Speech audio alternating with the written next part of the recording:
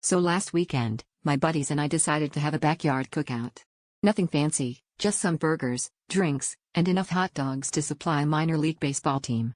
Everything was going smoothly until my friend Dave, who's notorious for his hold my beer moments, looked at the mountain of hot dogs and declared, "I bet I can eat 50 of these in one sitting." We laughed it off at first, but Dave was dead serious. He even started stretching like he was about to run a marathon. People started gathering around, phones out, ready for the carnage. Dave made it through the first 10 with alarming confidence, pausing only to ask if anyone had any grape houpon, which he pronounced grape houpon for dramatic effect.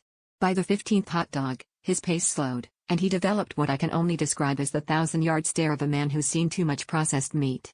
Around hot dog number 20, things got weird. Dave started howling at the moon, which was just barely visible in the daylight. He was also wagging his tail, by which I mean he was swaying back and forth like he was at a Grateful Dead concert. At this point, everyone's concern shifted from "is he going to break the record?" to "should we call someone?" But Dave was undeterred, demanding we put on "Who Let the Dogs Out" at full volume. The neighbors, understandably alarmed by the spectacle of a grown man in a ketchup-stained tank top barking and dancing around the grill, began peering over the fence.